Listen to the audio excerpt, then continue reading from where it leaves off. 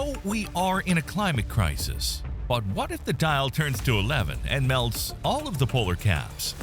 Let's find out today, shall we?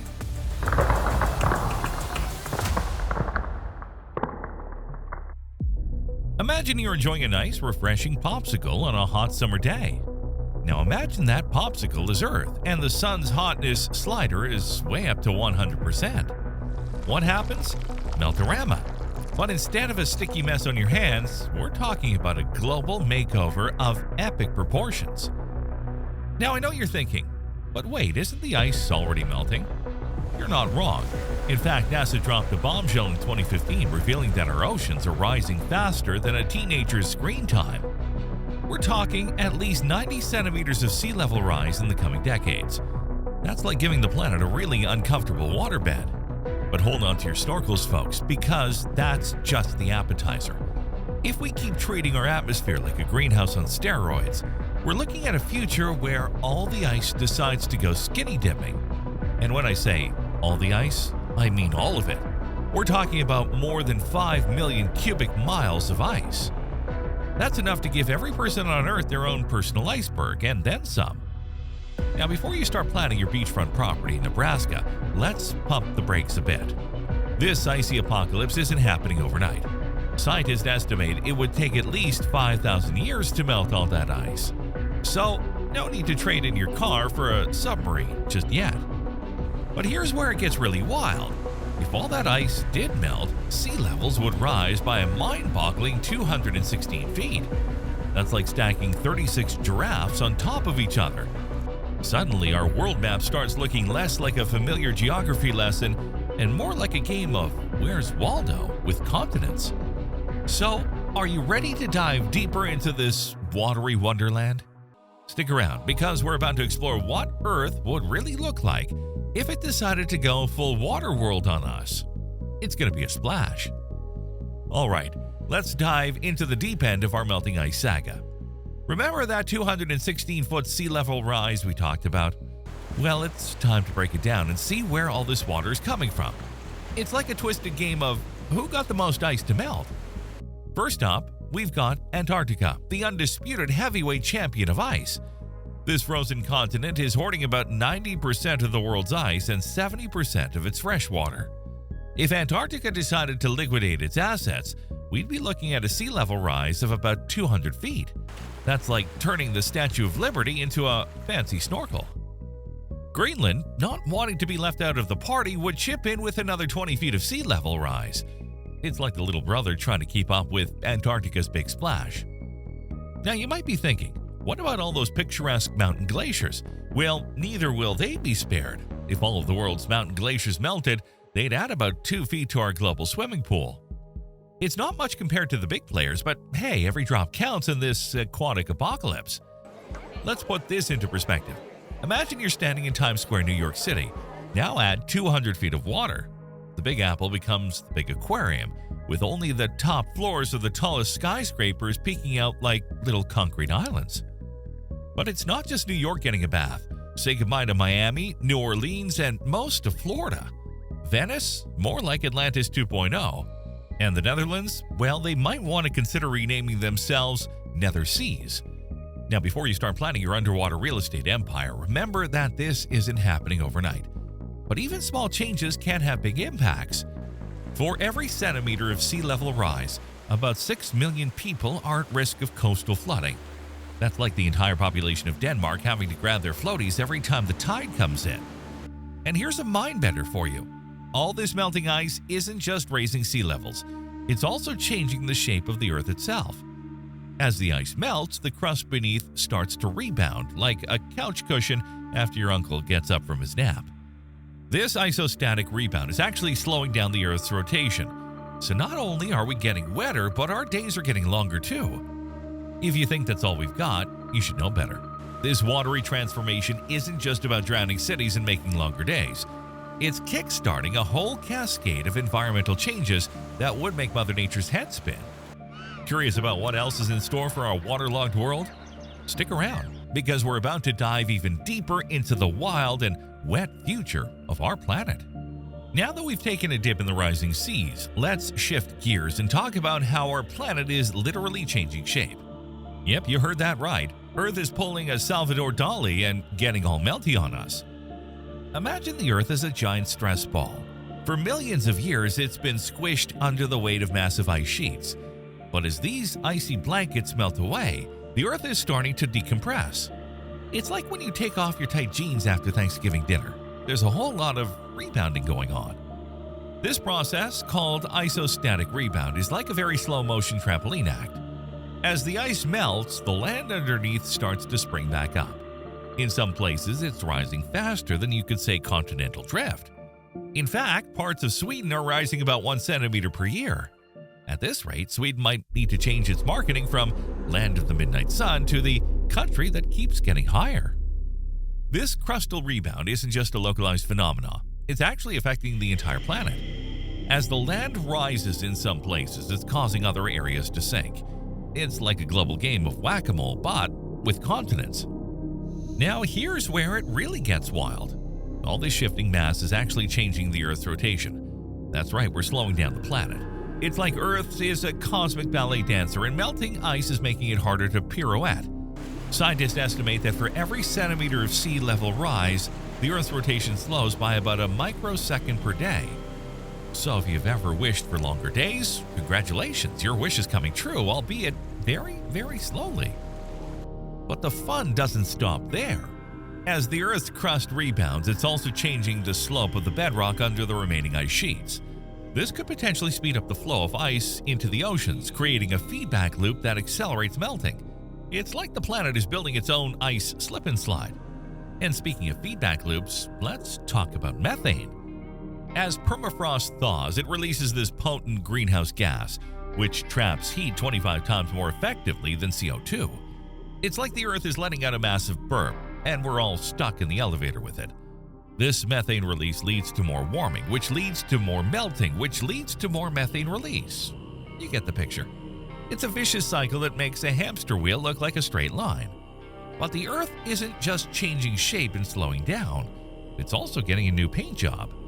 As ice melts, it exposes darker land and water surfaces. These darker surfaces absorb more heat, leading to more melting.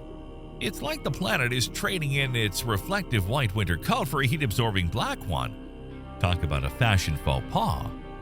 As ice melts, Earth's ability to reflect sunlight decreases, which means more heat is absorbed. It's like our planet decided to trade in its reflective sunglasses for a pair of heat vision goggles. This albedo change is particularly pronounced in the Arctic, which is heating up faster than a microwave burrito. In fact, the Arctic is warming up at least twice as fast as the global average. It's like the North Pole is trying to become the new Bahamas, minus the palm trees and pina coladas. But wait, there's more. Remember our friend methane from the last segment? Well, it's back and it's bringing the heat. As permafrost thaws, it releases methane that's been trapped for thousands of years. It's like the Earth is opening a vintage bottle of greenhouse gas and we're all getting a whiff. Now you might be thinking, methane schmethane, how bad could it be? Well, that's because methane is a greenhouse gas superstar. It's about 25 times more effective at trapping heat than carbon dioxide. So, while CO2 is like a warm blanket for the Earth, methane is like wrapping the planet in a heated electric blanket cranked up to the max. But the atmospheric party doesn't stop there. All this melting ice is causing some serious drama in our oceans. As fresh water from melting ice mixes with seawater, it's disrupting ocean circulation patterns. It's like someone decided to stir the ocean with a giant cosmic spoon. This disruption can have far-reaching effects on global climate systems. The ocean currents are like nature's air conditioning system, distributing heat around the planet. Mess with these currents and you're essentially breaking Earth's thermostat. Suddenly places that were comfortable might become too hot or too cold. It's like playing musical chairs with climate zones. And let's not forget about our old friend, the jet stream. This high-altitude air current is driven by the temperature difference between the Arctic and the tropics. As the Arctic warms faster than the rest of the planet, this temperature difference decreases, potentially leading to a weaker, wavier jet stream. This can cause weather patterns to get stuck, leading to prolonged heat waves, cold snaps, or rainy periods. It's like the weather is binge watching its favorite patterns instead of changing the channel. All these changes in our atmosphere and oceans are creating a climate system that's more unpredictable than a cat on catnip.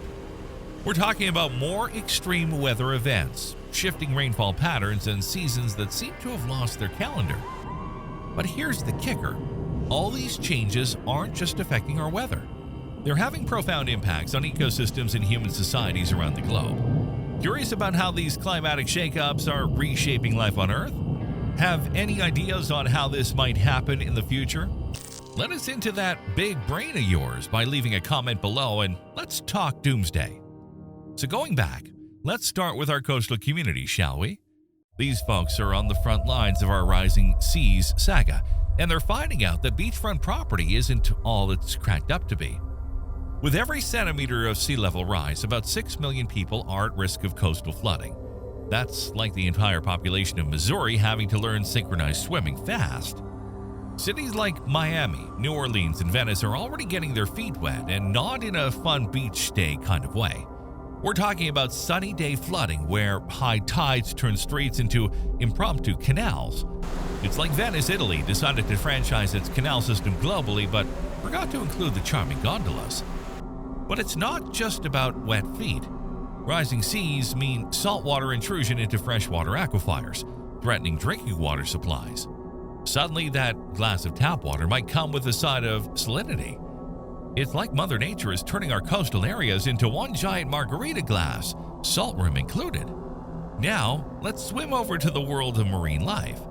As ice melts and oceans warm, it's like someone's changing the thermostat in the world's largest aquarium. Some fish are playing a game of musical attitudes, moving towards the poles in search of cooler waters. It's like a fishy version of musical chairs, but instead of music stopping, it's the temperature rising. Coral reefs, often called the rainforest of the sea, are feeling the heat too. They're experiencing bleaching events more frequently, turning vibrant underwater cities into ghost towns. It's like someone's slowly draining all the color out of Finding Nemo. Furthermore, as sea ice melts, it's not just polar bears losing their icy platforms. The entire Arctic food web is being turned upside down. Algae that grows on the underside of sea ice are at the base of this food chain. No ice means no algae, which means no food for the little guys, which means no food for the big guys. It's a domino effect that would make even the most elaborate domino setup artist jealous. And let's not forget about our terrestrial ecosystems. As temperatures rise and rainfall patterns shift, plant and animal species are having to adapt faster than a chameleon in a disco. Some are moving upslope or towards the poles, turning mountain ecosystems into ecological elevator rides and creating climate refugees of the natural world. In the tundra, that vast frozen landscape is starting to look more like a wetland as permafrost thaws. It's not just releasing greenhouse gases, it's also causing the ground to literally collapse in some areas. Imagine waking up one day to find your backyard has suddenly become a sinkhole. That's what some Arctic communities are facing. Speaking of Arctic communities, indigenous peoples who have lived in harmony with these icy landscapes for thousands of years are seeing their way of life melt away faster than an ice cream cone in July. Traditional hunting grounds are disappearing, and age-old knowledge about ice and weather patterns is becoming as outdated as a flip phone. But it's not all doom and gloom. Humans are adaptable creatures, and we're seeing some incredible innovations in response to these changes. From floating cities to drought-resistant crops, we're getting creative in our solutions. It's like we're playing a planet-wide game of Extreme Makeover Earth Edition. So there you have it, folks. Our melting world is reshaping life on Earth in ways that would make even the most imaginative sci-fi writer's head spin. From underwater cities to migrating ecosystems, from saltwater farms to Arctic heat waves, we're living in a time of unprecedented change. But remember, the story of our planet isn't set in stone, or should I say ice. Every action we take today shapes the world of tomorrow. So, are you ready to be part of the solution? Because trust me, when it comes to climate change, we're all in this melting pot together. The best we can do is to keep talking about it and make sure that we're getting the right people to move. The thing we're doing now is definitely part of it. So thank yourselves for joining this journey today. If you like this video, don't forget to communicate that with us by leaving a like. Or if you hate it, the dislike button works too. Keep posted with what we post by hitting the subscribe button.